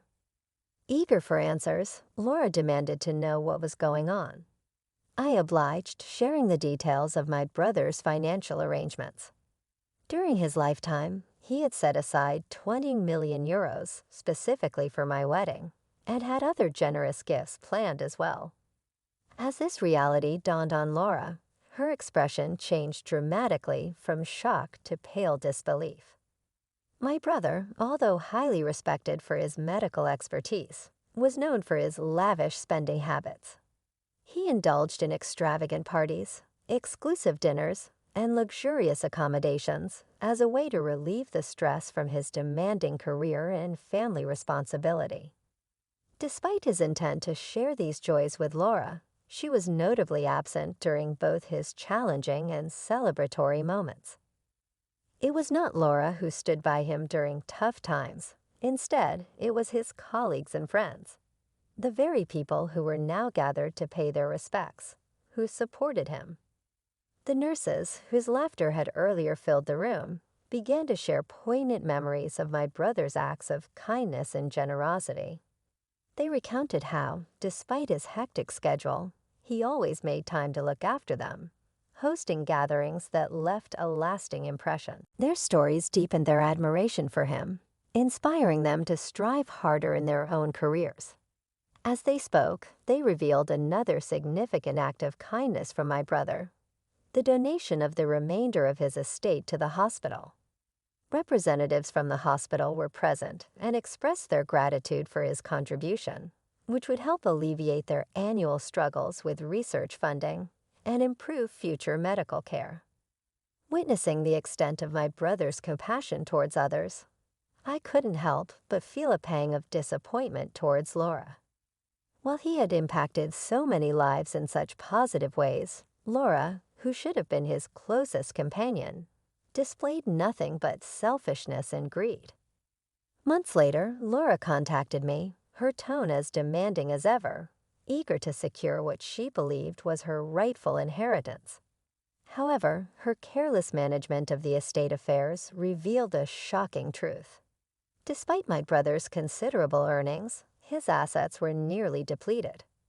In her pursuit of the mansion and other properties, Laura had overlooked the fact that Kyle had accumulated significant debts. This oversight left her with only a fraction of what she had anticipated. Her pleas for help were met with no sympathy, as her earlier behavior had alienated those who might have otherwise been inclined to assist her. I made it clear to Laura that with Kyle's passing, the family ties that loosely bound us had effectively dissolved. Her behavior throughout had spoken louder than any words could, revealing her true motives despite her claims of affection for my brother. "I could potentially help you out of this trouble," I told her. "But how can you expect that after you've been so blatantly selfish?" My voice was tinged with disbelief and disappointment as I spoke. Laura's response was fraught with impatience, a stark contrast to the composed facade she usually maintained. She was grappling with the new and harsh reality of inheriting not only the mansion, but also the substantial debts that came with it. I reminded her, somewhat coldly, that inheriting meant taking responsibility for both assets and liabilities. I even pointed out that she had the option to renounce the inheritance within 5 months of being informed. The suggestion that she might sell the luxury items she had amassed over the years to cover the debts only elicited a flood of tears and desperate pleas for forgiveness. Despite her remorse, or perhaps because of the insincerity I felt underlined it, I found myself unable to offer any consolation. The conversation ended with a heavy heart on my part as I was unable to reconcile her past actions with the cherished memory of my brother. Following Kyle's death, the plans for my wedding had to be postponed by a year. During this challenging period, a cloud of depression lingered over me, a stark reminder of the loss and betrayal I had experienced. Recognizing my distress, my husband and his family extended their heartfelt understanding and support. Their compassion was a beacon of light during a time darkened by loss and disappointment. Determined not to let the memory of my late brother down, I vowed to live a life of gratitude, channeling my energies into supporting and acknowledging those who had stood by me through thick and thin. When the wedding finally took place, it was not just a celebration of union, but also a tribute to Kyle's lasting impact on those around him. His popularity and the respect he commanded among his colleagues became poignantly evident as many of them visited his grave to pay their respects. They shared stories of his generosity and kindness, especially towards his co-workers, further cementing his legacy as a man who had genuinely cared for others beyond the confines of family and personal gain. Through these reflections and tributes, the wedding became a dual ceremony of love and remembrance, intertwining my new beginning with the honoring of a life that, while tragically cut short, had profoundly touched many. This convergence of joy and sorrow underscored the complexities of life and the enduring influence of genuine connections forged in both joyous and challenging times. I was always concerned that my brother's generosity might make him vulnerable to those looking to exploit his kind nature. However, the overwhelming support from friends and colleagues after his passing reassured me that his goodwill had been genuinely appreciated, not taken advantage of. Meanwhile, news about Laura's decline began to circulate within the jewelry industry and among our social circles. Known for her lavish lifestyle and a series of questionable relationships, she painted a stark contrast to my brother's legacy of generosity and integrity. Laura, who had once lived in luxury, was now forced to sell her opulent mansion due to her unsustainable spending habits and the mountain of debt she had accumulated over the years. Now she found herself living in modest accommodations, a far cry from the grandeur she was accustomed to. Her financial downfall was a topic of quiet discussion and served as a cautionary tale about the perils of living beyond one's means. Reflecting on Laura's misfortunes, I couldn't help but feel vindicated in my long-held belief that marrying for money was a fundamentally flawed motivation. It was clear that Laura's priorities had led her to a lonely and challenging path, whereas my brother's focus on kindness and giving had earned him lasting respect and love from those around him. Motivated by these reflections, I vowed more fervently to honor my brother's memory by protecting his legacy. He had spent his life not only as a skilled surgeon, but as a pillar of support and generosity in our community. In his professional life, he was revered not just for his medical expertise, but for his willingness to go beyond the call of duty to assist his colleagues and patients alike. At home, he had always been my protector, guiding and supporting me through life's challenges. Determined to keep his spirit alive, I engaged more actively in community service and charity work, areas my brother was passionate about. I organized fundraisers and volunteered at the hospital where he had worked, helping to fund the programs he had started or supported. These efforts brought me a sense of closeness to him, a feeling that I was continuing his work in some way. Moreover, I took steps to ensure that the stories of his kindness and generosity were remembered and celebrated. I shared these stories at community gatherings and on social media, ensuring that his legacy would inspire others as much as it inspired me. The positive responses from people who had been touched by my brother's life encouraged me to keep sharing and celebrating his life.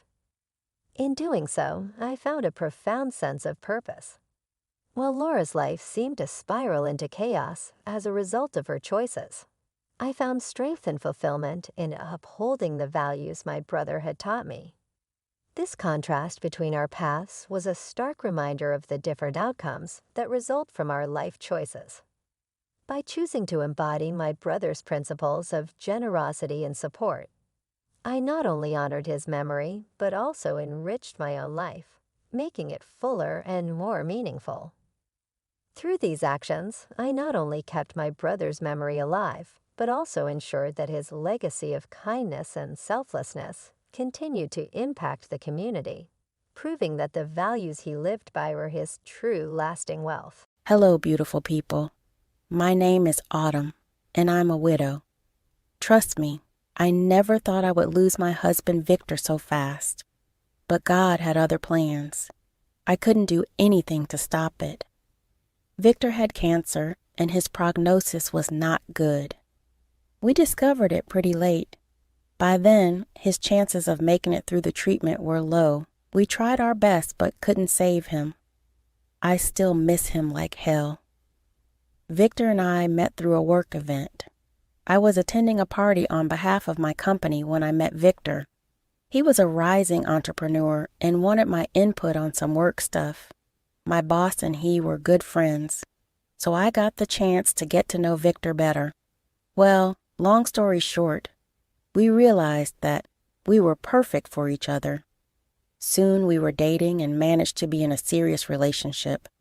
Back then, Victor was fresh out of a divorce, so he had a big problem with trusting others. One day, he sat me down and told me what had happened with his ex-wife Carolina and his daughter Anna. He said, "I'm sure you have heard something about my divorce from others. You see, my ex-wife cheated on me. We had been together since high school. I had no idea she would do that to me. Staying with her was out of the question, so I left.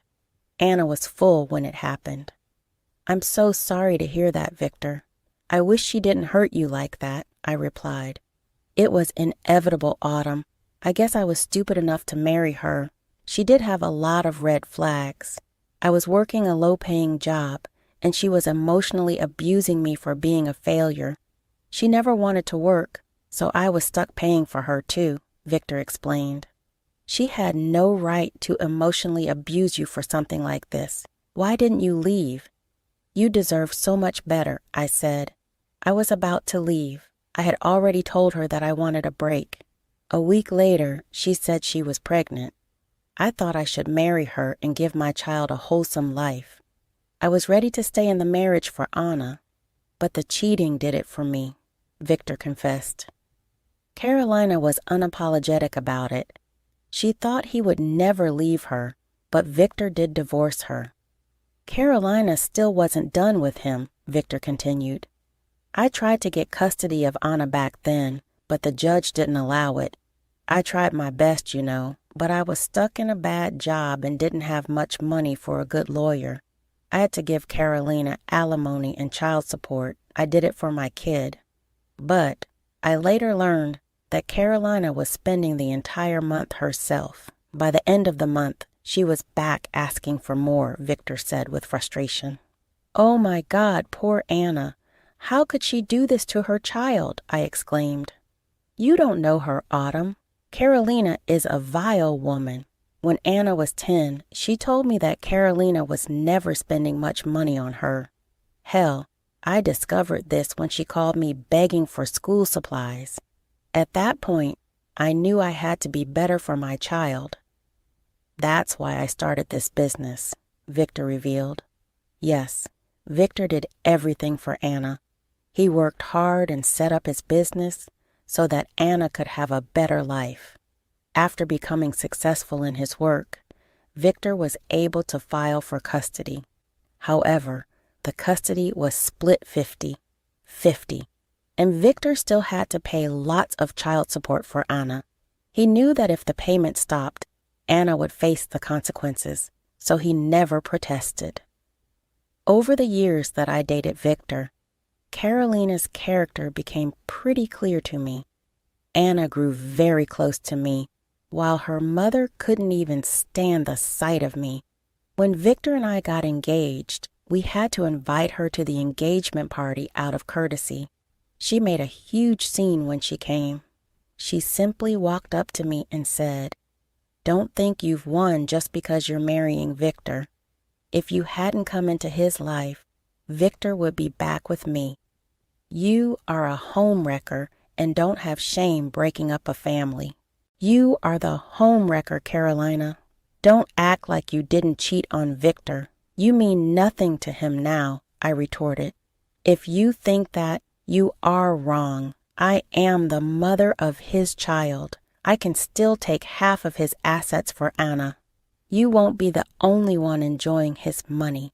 I can assure you that," Carolina threatened. Yes, this woman was delusional. I didn't know why she used her daughter to extract money from Victor. Anna was a sweet child and didn't deserve such a vile mother. From my conversations with Anna, I could tell that she didn't like her mother as much. I wasn't surprised, since Anna was used as a puppet by her mom. I hated Carolina for what she had done to Victor and Anna. However, the entitled woman was not done surprising me. Carolina was so controlling that she kept Anna from seeing her father. She would constantly demand money from Victor in the guise of meeting Anna's needs. Victor didn't want to conflict, and we gave Carolina the money to keep her from abusing Anna. I could tell that Carolina had planned everything out very carefully. However, her future would not be very bright. I made sure of it when I discovered her true intentions. Victor was diagnosed with cancer just 3 years after we got married. It was a painful time for the entire family. There was only one person who didn't give a damn about Victor, and it was Carolina. She was busy asking Victor for information on Anna's inheritance. She believed that as Anna's mother, she should get half of his inheritance. Yes, that's exactly what she wanted from Victor when he was dying. She said, "I want to know everything about what you are leaving to Anna, since I'll be managing her estate on her behalf. I need to know everything." Will you stop talking about inheritance? Victor is still pretty much alive. How insensitive can you be? Look, this is not about you. I have Anna's best interests and want to make sure Victor doesn't leave you everything. I'm here for my child who he fathered. You are here for yourself, Carolina. You do have to pretend otherwise. Don't worry. I will leave half of my inheritance to Anna. What Victor never told her was that he had his plan for Anna. I later learned from his lawyer that he made me the manager of Anna's estate until she turned 21. After that, she would have full control over her share. This man thought about everything, even when he was dying. His top priority was his family, and that is why I know I will never find someone like him again. It crushes me to think he is no more. Before he died, Victor told me a secret. He said, "When I am gone, I want you to go into my study and find a secret box. The key will be near it. I have left you a letter inside. I want you to read it as soon as possible. Let's not talk about this now, Victor. I don't want to think about losing you. I know this is hard, Autumn, but Carolina will try to benefit from my death. I don't want that. The letter will help you and Anna get to your just inheritance. Promise me you will read it and do the necessity. I will rest at ease if you do. I promise, Victor. Don't worry. I will take care of Anna. She is like my own." After Victor's passing, I was determined to keep my promise. So, even with my heavy heart, I managed to find the letter. When I read it, my world shifted on its axis immediately. I knew why Victor wanted me to reach the letter as soon as possible. With all the information I got in the letter, I was ready to ruin Carolina. However, I knew I had to wait. I didn't have to wait long. That greedy woman, Carolina, didn't even give me time to grieve. I had invited her to Victor's funeral as a courtesy and because of Anna. I was almost certain that she would not care about Victor's funeral and that she would only show up during the reading of the will.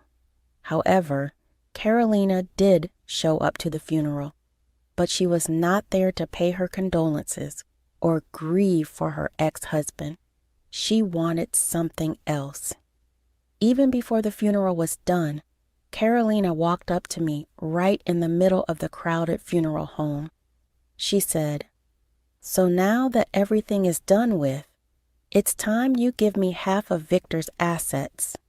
Be quick about it. I don't have all the time in the world. I have places to be." "Excuse me?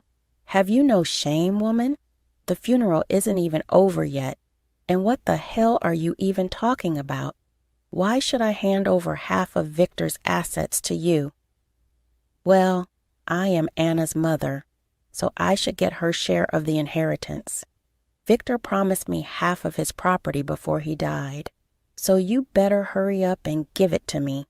Those assets belong to Anna and not you. Why in the world would I give you anything? Because I am Anna's mother. Don't try to be smart, Autumn. You cannot cheat me out of my share." "Mom, stop it. Dad's funeral isn't even over yet. Have some respect for his memory. Why are you doing this?" "Don't tell me what to do, Anna. This woman is going to cheat you out of your fair share and mine. I'm here to make sure I get half of Victor's assets, that I can safely keep them for you, Autumn. You need to hand over the paperwork for my shares. My time is precious." "Carolina, you have no shame. You have some nerve walking up to me and demanding my late husband's assets. You are just an ex-wife and don't deserve anything.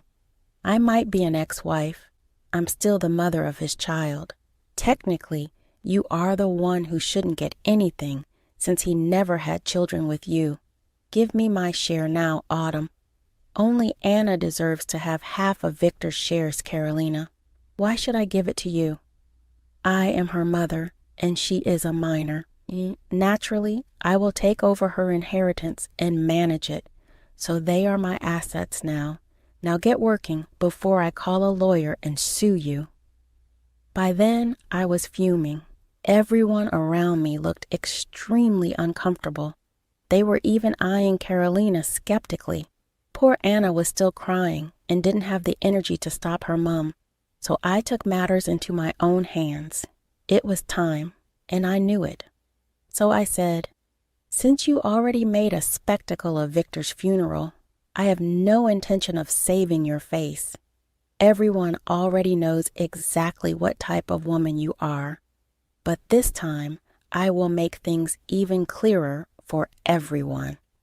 "What do you mean? Don't you dare go making up lies about me. I won't tolerate it." "There are no lies, Carolina. Victor left me a letter before he died. It contained a lot of information about you, along with proof. Why don't I just read it to everyone? Then we can all decide if you deserve his property." "All right, go ahead. I have nothing to be scared of. Your empty threats won't keep me from my and Anna's inheritance." So, I took out a huge envelope from my bag. It did contain everything that I needed to destroy Carolina. To be honest, I didn't have the heart to hurt and humiliate Anna, but I took her permission beforehand, so she was prepared for what I was about to do. In front of everyone, I opened the letter and started to read. "Dear Autumn, if you have found this letter, I have already passed away. I don't know if this letter will come as a consolation or become another bad memory of my passing. All I know is that you are hurt and need some support right now. To be honest, I almost didn't write this letter. Something about letting sleeping dogs lie. But I know Carolina will become a problem for you once I am gone. I wish I could help you right now, but this letter is all I can give. Carolina had been my first love. I thought I would spend the rest of my life with her. Maybe it was my fault that I trusted her. Maybe it was her fault for breaking my trust. You know why my marriage broke down. Everyone knows me. They know exactly how her cheating affected me. There was one thing that people never knew. Hell, even I didn't know until a few years ago. I took a paternity test on Anna, my daughter who takes her rightful place in my heart, along with you. It broke me, Autumn. She is not my own. I had no idea.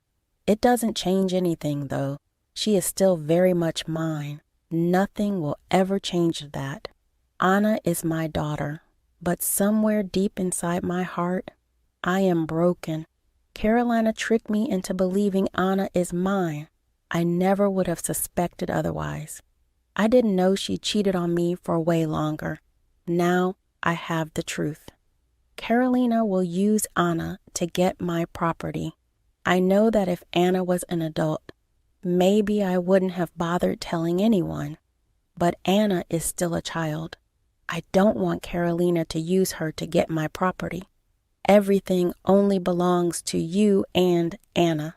If you read my will, you will see that I have assigned you to take care of my assets before passing them on to Anna. You might be wondering why I did that, so I decided to help you out a bit. I even put the DNA test results in this letter. I know I can trust you with everything. Even Anna trusts you more than Carolina. I hope you take care of her when I am gone. I stopped reading because the next parts were too sentimental and personal for me to share. Victor did love me with all his heart. He hoped that I knew that. He also left me the letters that I can deal with Caroline and give her just what she deserves. When I was reading the letter, I heard gasps. Carolina was shaking, and her eyes went wide. She was mumbling something and trying to clutch her heart. Anna just sat there crying silently. Everyone else was also in utter shock. When I stopped reading, Anna said, "You are one vile and dishonest woman, Mom. How could you do this? Do you have no shame? Listen to me. I did everything for you. I wanted you to have a good father. I simply wanted the best for you. Autumn is twisting the truth. It doesn't matter who you are. Victor said he is your father." Stop it, Carolina. Don't go around blaming your cheap character on me. I should have known her biological father as well. You had no right to lie to Victor and Anna, you witch. You can't just insult me like this. It doesn't matter if Anna is not Victor's child. She's still entitled to his property, and I have the right to take over his assets as Anna's mother. No, you will never place a finger on Dad's assets. You used me all my life to get money out of Dad. He looked after me even knowing I'm not his child. Hell, even Autumn treated me better than you, and she is just a stepmother. You did not do this for me. You did this for yourself. Anna, listen to me. You are misunderstanding me. This witch is turning you against me. She'll never give you Victor's assets. You need to see that she is playing you. Carolina kept begging Anna to listen to her. On the other hand, Anna kept crying and screaming at her mother. I felt bad for the child. First, her mom makes a scene at her dad's funeral. Then she tries to brainwash her into signing away her property. It was a show. Everyone in the room was disgusted with Carolina. Some even started to shame her and berate her. When Carolina saw that she was cornered, she started to verbally attack Anna. She said, "You ungrateful child. I should have gotten rid of you all these years. I raised you, and now you decide to betray me. I deserve half of Victor's property. You are just a minor. I'll get everything, whether you like it or not. Think you missed something from the letter, Carolina. Since the estate lawyer is already here, he will tell you how I am supposed to take care of Anna's assets until she is 21. Till Anna turns 18, you will only get the child support payments that you usually do, so she won't get to spend another penny from Dad. I'll move in with you, Autumn. Will you let me stay with you? I'm only a few months away from turning 18. Of course, Anna. You can stay with me as long as you need.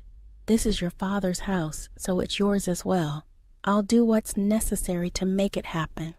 How dare you, Anna, Autumn? I won't let you steal my child and my inheritance. I will sue you. You won't get away with this. I'll get my child support payments and the assets. By then, I had enough of her behavior. I was mentally drained, and so was Anna. It hurt to look at the poor child. Everyone noticed, and before I could do it myself, they took the liberty to kick her out. What broke me was that Carolina didn't even try to coax Anna into going home. All she cared about was the money and assets. But at the same time, Anna held on to me and refused to let go. She no longer wanted to be with her mother. As the days passed, me and Anna went up in arms against Carolina. Since Anna was living with me, her mom did not receive any payments for child support. Carolina called and texted.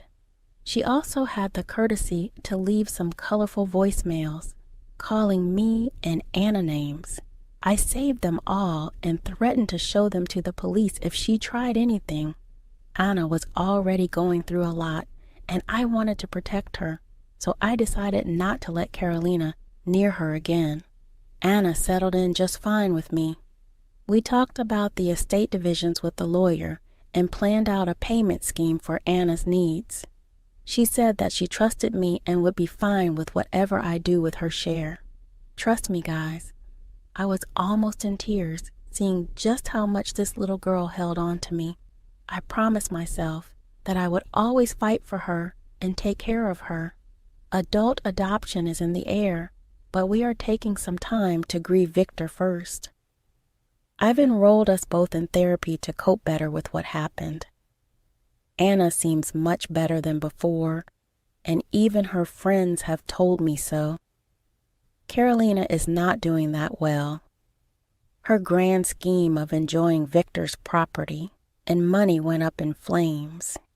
She was desperate for money since Carolina didn't have any job. Hell, she didn't have a cent to her name because she spent it all on her luxurious life. I guess she was counting on the inheritance to sustain herself. Well, sadly, with Anna disowning her, she had no way to fulfill her plans. Currently, she is begging me and Victor's family for money.